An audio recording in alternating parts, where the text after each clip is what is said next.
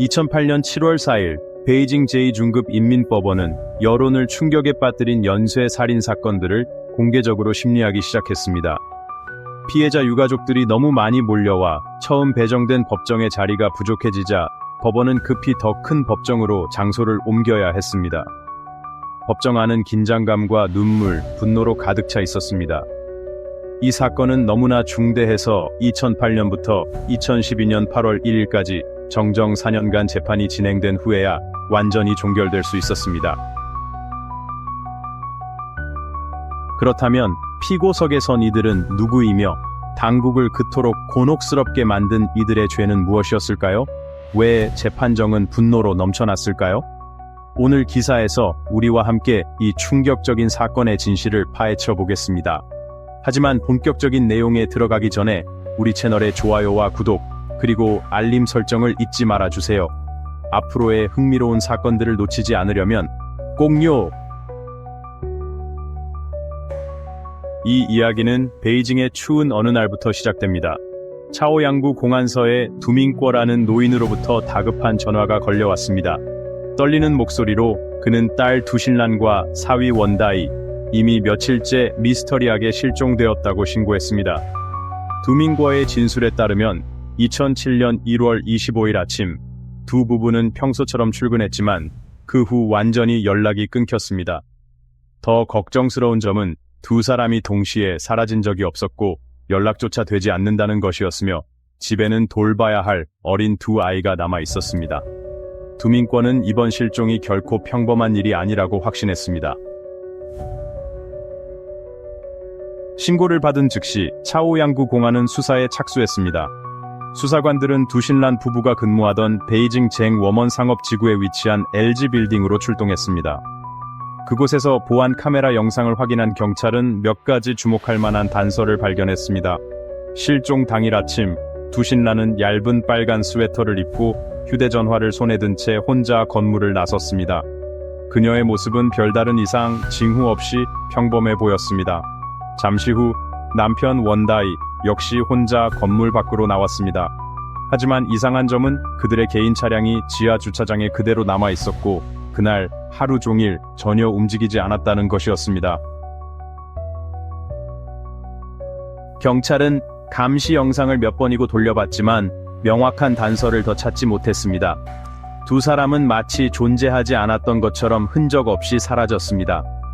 사건은 이때 교착 상태에 빠졌고 경찰은 수사 방향을 두 부부의 사회적 관계와 사생활로 전환했습니다. 이 과정에서 훨씬 더 복잡한 정황들이 드러나기 시작했습니다.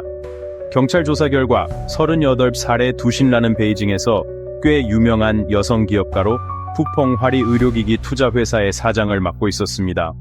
두 아이를 둔 기혼 여성임에도 불구하고 그녀의 사생활은 화려하고 단정해 보이는 외모와 달리 훨씬 복잡했습니다.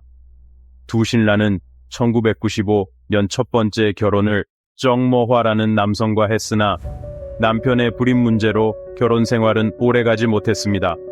그래도 두 사람은 이혼 후에도 좋은 관계를 유지했습니다. 이후 얼마 지나지 않아 두신란은 원다이와 재혼해 두 아이를 낳았지만 두 번째 결혼 생활 역시 겉으로 보이는 것만큼 평온하지 않았습니다. 비공식적인 정보에 따르면 두 아이의 엄마임에도 두신란은 베이징의 한 대형 주식회사 이사회 의장인 왕커웨와 깊은 연애 관계를 맺고 있었습니다. 그와 헤어진 후 그녀는 자신이 운영 중인 회사의 대주주인 샤커민과 또 다른 부적절한 관계에 빠졌습니다. 이러한 초기 단서들로 인해 베이징 경찰은 두신란과 원다이의 실종이 두신란의 복잡한 연애 관계와 밀접하게 연관되어 있을 가능성을 의심하기 시작했습니다. 수사관들이 중요한 단서를 정리하던 중 새로운 목격자가 갑작스럽게 등장했습니다. 이번 정보를 제공한 사람은 두신란의 언니 두마이란이었습니다. 두마이란의 진술에 따르면 동생의 실종 소식을 들은 다음 날 두신란의 전 연인 왕커웨로부터 전화가 왔습니다. 그는 직접 만나 중요한 정보를 나누고 싶다고 제안했습니다. 만남에서 왕커웨는 두신란이 샤커민이 매우 위험한 인물이라고 자신에게 말한 적이 있다고 털어놓았습니다. 심지어 두신란은 샤커민이 동업자를 살해했을지도 모른다고 의심했다고 합니다. 왕커웨의 분석에 따르면 샤커민이 두신란과의 사업에서 기대한 이익을 얻지 못해 불만을 품고 범죄를 저질렀을 가능성이 있다고 했습니다. 이 정보는 수사팀의 주목을 끌었습니다. 샤커민이라는 이름은 이미 초기 추측에서도 등장했기 때문입니다. 그러나 이어서 두마이란이 제공한 또 다른 놀라운 정보는 수사관들을 완전히 충격에 빠뜨렸습니다. 그녀가 왕커웨를 만난 바로 그날 밤, 샤커민이 두신란의 아버지 두민코의 집을 직접 찾아와 두신란이 살던 고급 아파트 단지 스마오 거지의 열쇠를 건넸다고 합니다.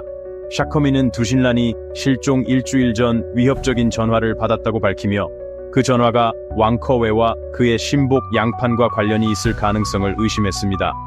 양판은 과거 샤커민을 납치하고 돈을 뜯어내려 했던 인물로 알려져 있었습니다.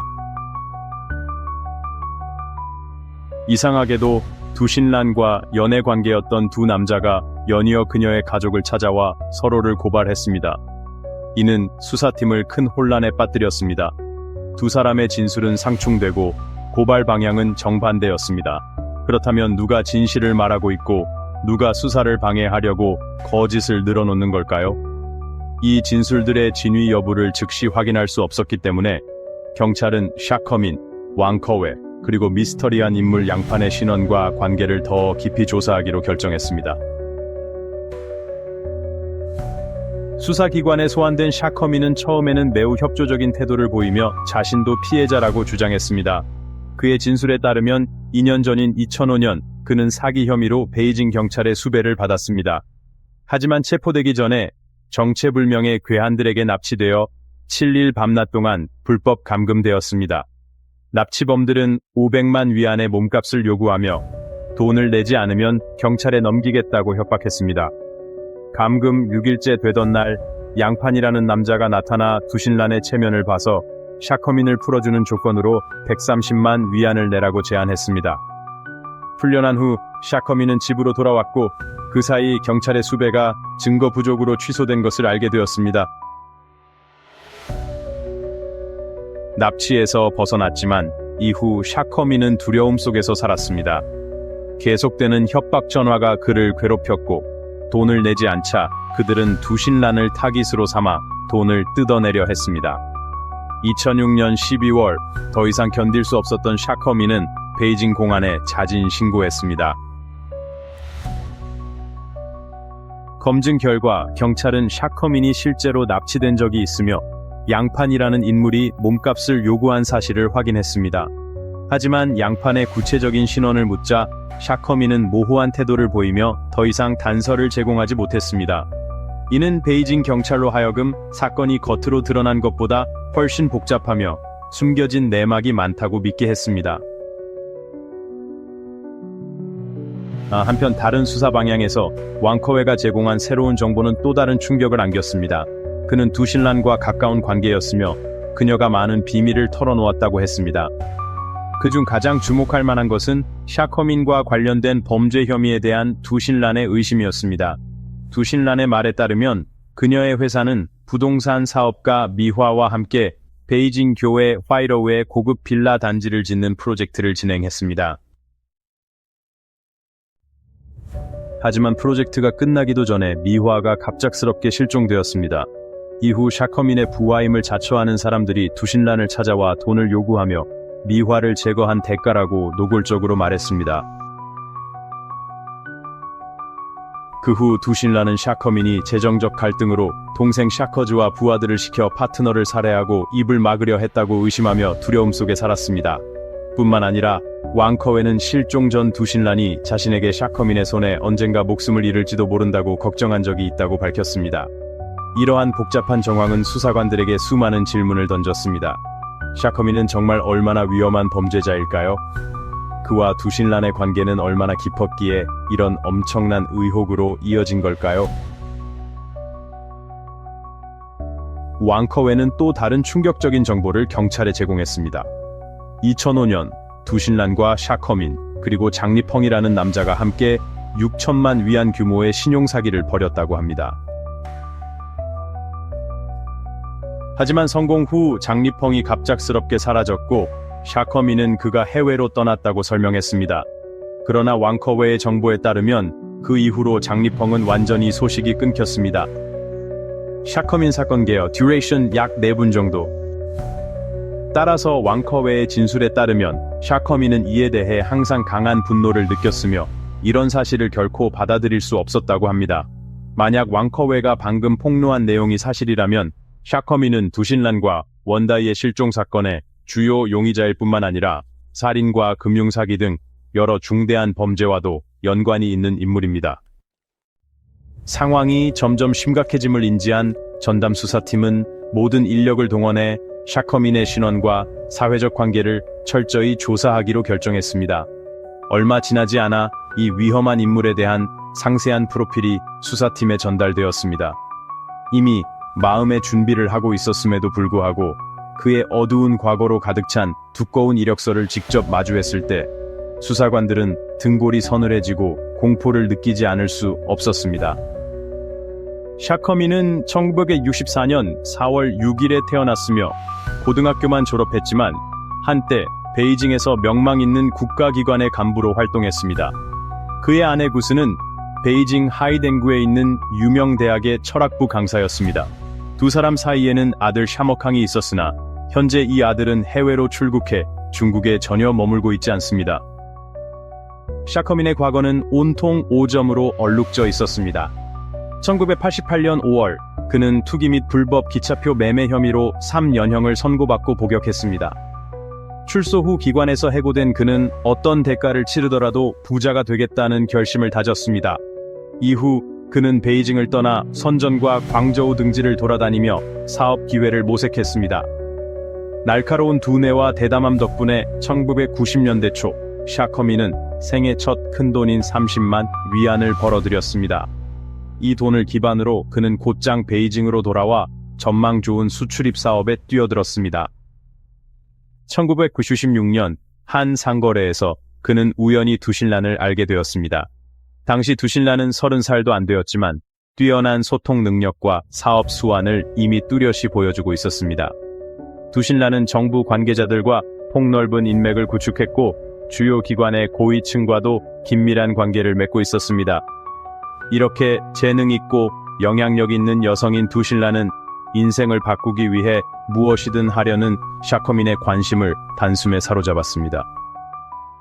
얼마 지나지 않아 두 사람은 서로 가정이 있음에도 불구하고 연인 관계가 되었습니다. 하지만 이는 그들의 점점 깊어지는 관계를 막을 수 없었습니다. 두신란의 전폭적인 도움 덕분에 샤커민은 곧 베이징 디지퉁 오피스 장비 유한공사에 입사해 수출입 부문을 담당하는 영업이사로 활동하게 되었습니다. 몇 년간의 활동을 통해 그의 영리함과 광범위한 인맥 덕에 샤커민의 자산은 급격히 늘어나 수억 위안에 달하게 되었습니다. 이렇게 해서 한때 감옥을 들락거렸던 남자는 이제 베이징에서 이름난 성공한 사업가로 변신했습니다. 하지만 두신란 부부가 실종된 이후 일어난 모든 일은 그의 화려한 겉모습을 산산조각냈습니다. 두신란과 원다이가 미스터리하게 실종된 지 사흘째 되는 아침, 즉 2007년 1월 27일 베이징 경찰은 LG 빌딩 내부의 보안 카메라 시스템을 다시 한번 면밀히 점검했습니다. 이번에는 이상한 단서가 드러났습니다. 카메라 데이터에 따르면 두신란과 원다이가 사라진 다음 날인 2007년 1월 26일 샤커민이 두신란의 회사 사무실에 2차례 나타났습니다. 이상한 점은 그가 항상 검은 가죽 서류 가방을 들고 있었고 눈초리가 불안하게 움직이며 긴장한 표정으로 행동이 매우 의심스러웠다는 점입니다. 즉시 형사기술팀이 투입되어 통화 기록과 휴대전화 신호 데이터를 복구했습니다. 전담 수사팀은 두신란이 실종된 날인 2007년 1월 25일 그녀가 3분간 미확인 휴대전화 번호로 전화를 걸었으며 그 번호가 샤커민의 것임을 발견했습니다. 게다가 두신란이 사라진 후 그녀의 휴대전화 신호는 샤커민의 이동 경로와 완벽히 일치했습니다. 이러한 발견은 경찰에게 명백한 경고 신호였습니다. 샤커민은 분명 이 사건과 직접적인 연관이 있었습니다. 같은 날 오후 전담 수사팀은 즉시 두 그룹으로 나뉘어 두 방향으로 병행 수사를 진행했습니다. 한 그룹은 샤커민의 모든 동태를 면밀히 추적하며 추가 증거를 찾았고, 다른 그룹은 왕커웨가 언급했던 미화 살해 사건과 장리펑이 연루된 신용사기 사건 등 관련 사건들을 깊이 파고들었습니다. 2달 넘게 모든 단서를 세심히 검토한 끝에 베이징 경찰은 극도로 복잡하고 무서운 범죄 네트워크를 밝혀내기 시작했습니다. 이 어두운 네트워크의 중심에는 다름 아닌 샤커민이 있었습니다. 과거로 돌아가 1999년 12월 베이징 디지퉁 오피스 장비 유한공사는 해외에서 대량의 전자제품을 수입할 준비를 하고 있었습니다. 수입 절차를 지원한 사람은 샤커민과 과거 감옥에서 같은 방을 썼던 옛 동료 류머선이었습니다. 사실 이는 오랫동안 치밀하게 계획된 밀수 작전이었습니다. 하지만 불행히도 이 화물은 텐진에 도착하자마자 중국 세관 당국에 적발되었습니다. 이 거래를 직접 담당했던 샤커민은 즉시 세관 밀수단속 조사국에 체포되어 조사를 받게 되었습니다. 부금된 나날 동안 샤커민은 끊임없는 불안과 공포 속에 살았습니다. 만약 류머선이 체포된다면 그의 모든 은밀한 활동이 드러날 위험이 있었습니다. 위험을 감수할 수 없었던 샤커민은 류머선을 가능한 한 빨리 제거해야겠다고 결심했습니다. 텐진 구치소에 있는 동안 그는 과감히 외부로 연락을 취해 연인 두신란에게 도움을 요청했습니다. 권력 있는 인맥을 통해 두신란은 구치소의 한 간수에게 접근했고, 그의 비밀 지시에 따라 한 교도관이 샤커민에게 몰래 휴대전화를 건넸습니다. 휴대전화를 손에 넣자마자 샤커민이 가장 먼저 한 일은 탈출 계획을 세우는 것이 아니라 즉시 동생 샤커즈에게 전화를 걸어 류머선을 제거하고 입을 막을 계획을 논의한 것이었습니다. 샤커즈에 대해 말하자면 그는 형 못지않게 무서운 인물이었습니다. 39살인 그는 이미 3번이나 감옥을 들락거렸고 중대한 전과를 여러 차례 남겼습니다. 그의 곁에는 양후이와 타오춘이라는 2명의 충직한 부하가 있었는데 이들도 극도로 위험한 범죄자였습니다. 샤커민의 지시를 받은 즉시 샤커즈는 양후이 타오춘 등 부하들을 소집해 류머선을 납치하고 사흘 밤낮 동안 감금했습니다. 이후 그들은 피해자를 베이징 팡산현 스두진 근처의 외딴 산악지대까지 끌고 갔습니다. 그곳에서 차가운 어둠 속에 양후이가 냉혹하게 밧줄로 피해자의 목을 조였습니다. 범행 후 샤커즈, 양후이 타오춘은 증거를 없애기 위해 시신을 불태웠습니다. 여기서 멈추지 않고 그들은 불에 탄 시신을 펑타이구의 비밀 아파트로 옮겨 더 작게 분해했습니다. 모든 흔적을 완전히 지우기 위해 그들은 밤새 북대하 해변을 따라 차를 몰며 시신 조각을 바다에 버렸습니다. 남대하 다리에 도착해서야 나머지 시신을 모두 버렸습니다. 일이 끝난 후 이 3명의 냉혈 살인자는 샤커즈로부터 총 10만 위안, 베트남 돈으로 약 3억 5천만 동을 보상으로 받았습니다. 하지만 이 갱단의 범죄는 여기서 끝나지 않았습니다. 2000년 4월 27일 새벽 1시경 베이징 하이덴구 관청위안 아파트 단지에서 야간 순찰을 돌던 경비원 자오 씨는 섬뜩한 일을 목격했습니다. 자오 씨의 증언에 따르면 평소처럼 순찰하던 중 자정 무렵 여성 주민 리팡이 엘리베이터에 타는 모습을 보았습니다. 엘리베이터가 5층에 도달하자마자 근처 계단에서 비명 소리가 들려왔습니다. 비명은 거의 1분간 이어지다 갑자기 미스터리하게 멈췄습니다. 순식간에 엘리베이터는 최상층으로 올라가 멈췄습니다. 불길한 예감이 든 자오 씨는 급히 엘리베이터를 1층으로 불러 확인했습니다. 하지만 문이 천천히 열리자 눈앞에 펼쳐진 장면에 그는 경악했습니다. 엘리베이터 안에는 아무도 없었고 바닥에는 하이힐 한 켤레만 덩그러니 놓여 있었으며 이상한 긁힌 자국 몇 개가 남아 있었습니다. 더 중요한 것은 실종된 여성이 다름 아닌 디지퉁 회사의 사장 샤커민의 직속 상사였던 리팡이라는 점이었습니다. 그렇다면 리팡과 샤커민 사이에 어떤 심각한 일이 있었기에 그녀가 이렇게 끔찍한 결말을 맞이한 걸까요? 경찰은 즉시 수사에 착수했고 2사람 사이의 깊은 갈등이 이전의 전자제품 밀수 사건에서 비롯된 것임을 발견했습니다. 오랜 구금 끝에 샤커민은 180만 위안, 약 64억 동이 벌금을 내고 풀려났습니다.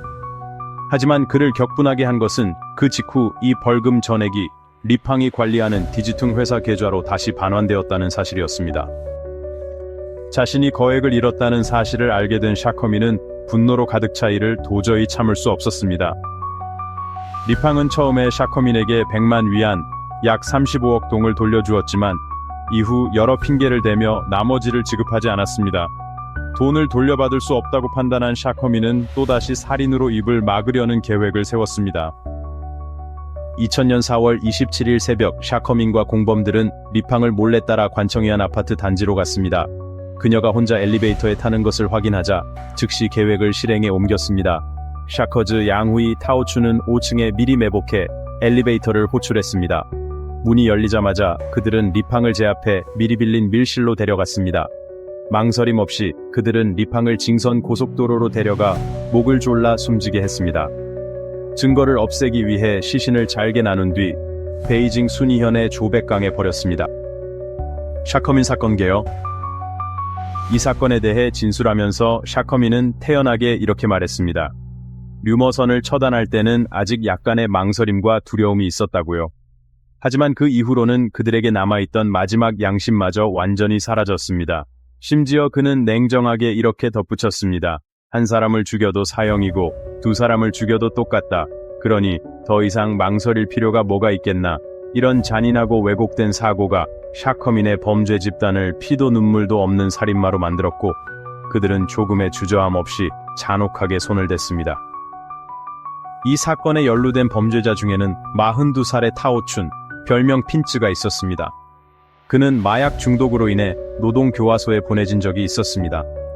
타오춘의 진술에 따르면 샤커즈로부터 할 일이 있다는 전화를 받거나 양후이가 샤씨가 어디에 집을 빌리고 싶어 한다는 문자를 보내면 그는 즉시 또 누군가 목숨을 잃을 것임을 알아챘다고 합니다. 사업가 미화와 관련된 사건도 예외는 아니었습니다. 처음에 샤커민과 미화는 베이징 화이로우현에서 진행된 고급 빌라 개발 프로젝트인 화이로우에서 순조롭게 협력했습니다. 하지만 프로젝트가 성공을 거두자 미화가 갑작스럽게 마음을 바꿔 초기 합의와 달리 더 많은 이익을 요구했습니다. 파트너의 불합리한 요구에 샤커민의 탐욕과 분노가 치솟았고 결국 그는 협상 대신 늘 써오던 익숙한 방법으로 이 갈등을 단칼에 해결하기로 결정했습니다. 수개월간의 수사 끝에 베이징 전담 수사팀은 샤커민의 삶에서 더욱 끔찍한 어두운 면을 발견했습니다. 그는 부동산과 수출입 사업계에서 유명했을 뿐만 아니라 2003년 사스 대유행 시기마저 돈벌이에 이용했습니다. 당시 샤커민은 재빨리 돈벌이 기회를 포착해 인공호흡기 300대와 CT 스캐너 10대를 수입해 팔아 이익을 챙겼습니다. 심지어 사스가 확산되자 샤커민은 우머퉁이라는 또 다른 파트너와 함께 금융사기를 목적으로 회사를 설립했습니다. 몇 번의 거래만으로 이 회사는 3천만 위안 이상, 즉 베트남 돈으로 1070억 동이 넘는 돈을 벌어들였습니다. 그러나 이 전액은 샤커민과 두신란이 홍콩과 마카오로 몰래 빼돌려 돈 세탁을 했습니다. 우머퉁이 이 사실을 알아채고 자신의 몫을 돌려달라고 찾아오자 그의 운명도 이미 결정된 것이나 다름없었습니다. 동료들의 천인공노할 범죄에 대해 진술하면서 샤커민은 냉담하게 한마디만 던졌습니다. 그놈들은 손에 익었으니 늘 똑같은 방식으로 처리했을 뿐이다. 샤커민과 그의 공범들은 점점 대담해졌고 범행 수법은 갈수록 잔인해졌습니다. 이런 불법 행위를 통해 그는 수억 위안에 달하는 재산을 축적하며 베이징에서 이름난 사업가가 되었습니다.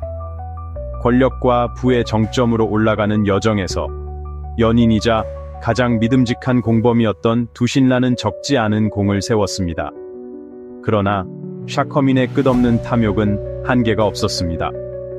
결국 그 탐욕은 그가 한때 전적으로 신뢰하고 사랑했던 여인에게 칼을 겨누게 만들었습니다. 샤커민의 진술에 따르면 2005년부터 그는 두신란의 충성심을 의심하기 시작했습니다. 2005년 텐진 세관에서 밀수 혐의로 조사를 받던 중 그는 갑작스럽게 정체불명의 괴한들에게 납치당했습니다. 그때 샤커민은 이 사건 배후에 두신란의 손길이 있다고 직감했습니다. 이런 의심에도 불구하고 두신란에 대한 깊은 애정 때문에 그는 그녀에게 즉시 손을 대지 않았습니다. 그의 진술에 따르면 두신란은 그가 손을 대기 전에 가장 망설이게 했던 인물이었다고 합니다. 2006년 4월경 의도를 품은 후 2007년 1월에 실행에 옮기기까지 샤커민은 수차례 마음의 갈등을 겪었다고 합니다. 샤커민이 결정을 내리게 만든 결정적 계기는 푸펑화리 의료기기 회사의 법정 대리인 변경이었습니다. 원래 이 자리는 두신란이 맡고 있었지만 어느 날 그녀가 갑작스럽게 남편 원다이에게 권한을 넘겼습니다. 이 소식을 들은 샤커민은 즉시 분노에 휩싸였습니다. 자신이 온 마음과 힘, 돈을 쏟아 빈손에서 일군 회사가 이렇게 쉽게 다른 사람 손에 넘어간다는 사실을 도저히 받아들일 수 없었습니다. 생각할수록 그는 분노와 배신감에 사로잡혔습니다. 더욱이 샤커민을 불안하고 두렵게 만든 것은 두신란이 그가 지난 수년간 저지른 모든 범죄를 속속들이 알고 있다는 점이었습니다. 만약 그녀가 어느 날 경찰에 단 한마디라도 흘린다면 그는 법의 심판을 영원히 피할 수 없을 터였습니다. 분노와 극도의 공포가 뒤섞인 가운데 샤커민은 주도권을 잡기 위해 먼저 손을 쓰기로 결심했습니다. 그는 즉시 두신란에게 전화를 걸어 그녀의 아들이 해외 유학을 순조롭게 갈 수 있도록 돕겠다고 약속했습니다. 전혀 의심하지 않은 두신란은 약 15분 만에 샤커민이 쟁워먼 근처에 미리 빌려놓은 집으로 급히 찾아왔습니다. 그녀가 도착하자 샤커민은 설득력 있는 말투로 그녀에게 남편 원다이를 불러 더 자세히 논의하자고 교묘히 요구했습니다. 경계심 없이 원다이도 아내의 말에 따라 곧장 도착했습니다. 바로 그 순간 집안에 미리 매복해 있던 샤커즈, 양휘, 타오춘 3명이 튀어나와 부부를 제압했습니다. 익숙한 수법으로 그들은 피해자가 반항할 틈도 주지 않고 냉혹하게 두 사람 모두를 처단했습니다. 이렇게 해서 류머선 살해 사건에서 두신란 부부 살해 사건까지 샤커민의 범죄 집단은 총 8명의 목숨을 앗아갔습니다. 피해자들의 공통점은 모두 샤커민과 친밀한 관계이거나 사업 파트너였다는 점입니다.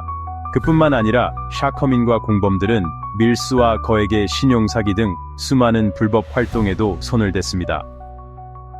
이제 질문이 생깁니다. 당시 베이징 경찰은 왜 이 잔혹한 범죄 집단의 흔적을 전혀 발견하지 못했을까요? 혹시 그들이 기능 당국을 쉽게 속일 수 있도록 누군가 배후에서 몰래 뒷받침해 준 것은 아닐까요? 베이징 경찰의 수사 기록에 따르면 1999년 10월 류머선 실종 사건이 발생하자마자 공안 당국은 즉시 샤커민을 소환해 신문했습니다. 그러나 경찰의 질문에도 그는 매우 침착하고 냉정하게 모든 혐의를 부인하며 어떤 허점도 드러내지 않았습니다. 이후 피해자들, 예를 들어 사업 파트너 우머퉁의 경우 상황은 더 복잡했습니다. 우머퉁 본인도 불법적인 사업에 가담했던 터라 실종 전 가족에게 여자친구와 함께 책임을 피해 도망가겠다고 말한 적이 있었습니다. 그래서 두 사람이 갑자기 사라졌을 때 가족은 그들이 정말 도망갔다고 생각해 경찰에 신고할 생각조차 하지 않았습니다. 이러한 객관적 요인 외에도 샤커민이 수년간 법의 처벌을 피해올 수 있었던 가장 중요한 이유는 그의 익숙한 수법, 즉 권력을 매수하고 돈으로 길을 여는 것이었습니다. 그는 고위 관료들과 긴밀한 관계를 구축하는 데 매우 능숙했고 자신을 조사하는 사람들을 친구로, 심지어 공범으로 만드는 능력이 있었습니다. 그는 심리 조종의 대가라고 할 수 있었습니다. 하지만 하늘의 그물은 성기어도 빠져나가기 어렵습니다. 2008년 6월 30일 베이징시 인민검찰원은 샤커민과 그의 범죄 집단 전체를 정식으로 법원에 기소했습니다. 2008년 7월 4일 베이징 제2중급인민법원은 이 중대한 사건에 대한 공개 초심 재판을 열었습니다. 증거와 진술을 신중히 검토한 끝에 법원은 주요 피고인 샤커민, 샤커즈, 양후이, 타오춘에게 사형을 선고했습니다. 여기서 모든 것이 끝난 듯 했지만 샤커민과 공범들은 운명에 굴복하지 않았습니다. 살고자 하는 희망을 붙잡기 위해 그들은 베이징시 고급 인민법원에 항소했으며 특별한 이유를 들었습니다. 바로 몇몇 고위 관료들의 부패와 은폐 행위를 추가로 고발한 것이었습니다. 이 사건이 베이징의 여러 고위 관료와 연루되어 있었기 때문에 항소심은 2차례나 기록을 돌려보내 추가 조사를 진행해야 했습니다. 결국 거의 4년간의 조사와 재판 끝에 2012년 8월 1일 베이징 제2중급 인민법원은 범죄자들에 대한 최종 판결을 내렸습니다. 샤커민, 샤커즈, 양후이, 타오춘에게 사형과 평생 정치적 권리 박탈을 선고했습니다. 또한 이 4명의 범죄자는 민사 책임을 지며 14명의 피해자 가족에게 총 500만 위안, 즉 약 180억 동에 가까운 배상금을 지급해야 했습니다.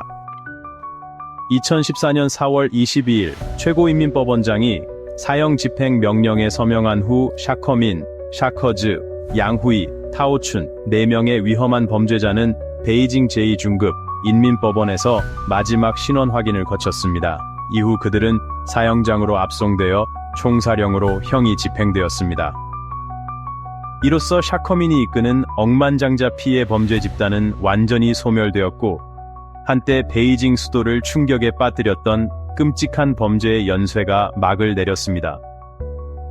여러분은 방금 이 복잡하고 얽히고 설킨 수많은 정황이 담긴 사건을 보고 어떤 생각을 하셨나요?